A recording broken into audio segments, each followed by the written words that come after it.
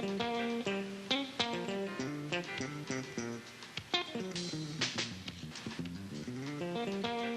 found an apartment in the paper that looked really good in an area where I wanted to live. I called the landlord to make an appointment to come by and see the place. He asked me for my name, and after I told him Maya Chin, he said, "We don't rent to Asians. They crowd too many people into an apartment." I said, "I'm not Asian." He agreed to show me the place, and when I showed up to meet him, he looked at me and said, "I can't have Hispanics." Once we had Hispanics, they were sloppy. I said, "I'm not Hispanic. I'm black."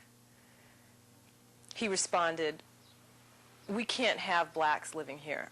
Black kids write on walls. I've seen them do it."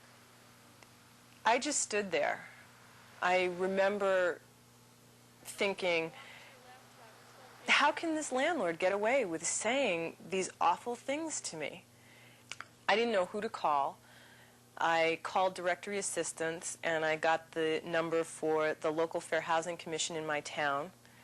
And I also got the number for the Massachusetts Commission Against Discrimination, a state agency that helps people who've been discriminated against.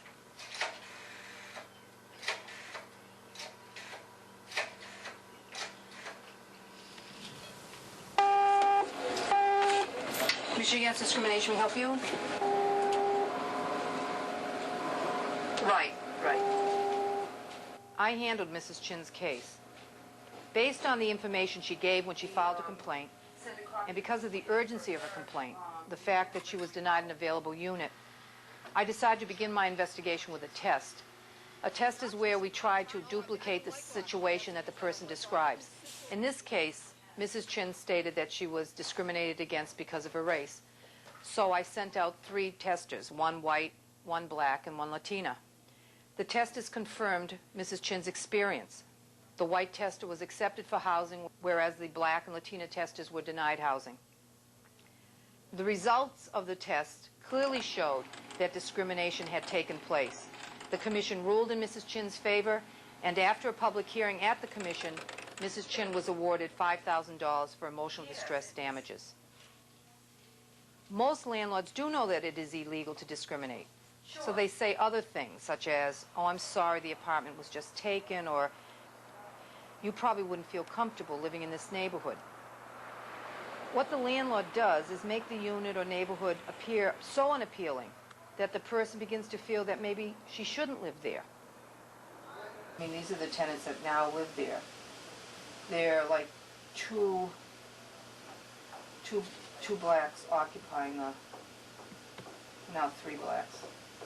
Whereas once there were 80% or 90% of them were black.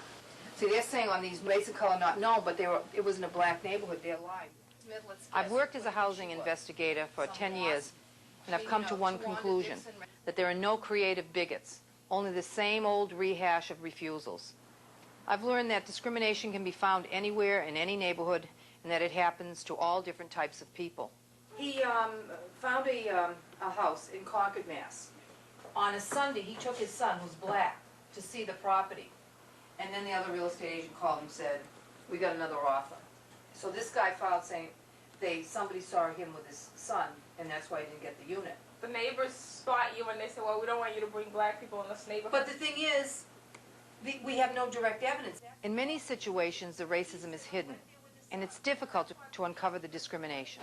Talk to witnesses, submit interrogatories. We work with people who have been discriminated against because of their race, their color, their religious creed, their sex, their sexual orientation, their age, because they have children, a disability, or because they are married or not married.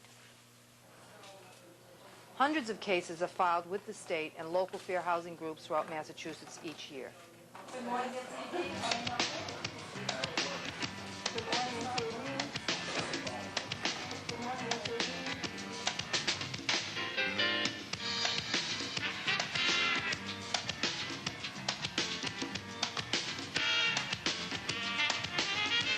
They said I was denied the apartment because of my financial history.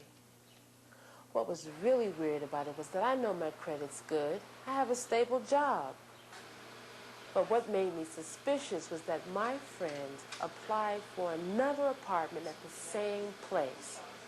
Our credit history is identical. We work at the same job, but she got offered the apartment. The only difference I could think of was she's white. To investigate this complaint, we examined the rental applications. And when we did, we could see that the management company had a clear pattern of race discrimination. They had been consistently rejecting applicants of color on the one hand, claiming that the rejections were for poor credit histories. Meanwhile, they were giving white applicants much more leeway with their credit.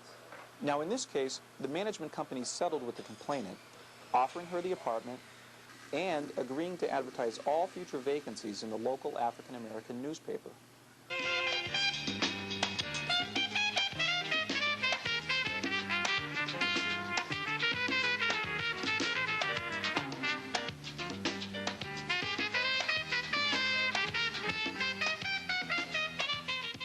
I've been here for about 8 months, and everything has been going good since I've been here. I've had my independence. I've been able to get into the building.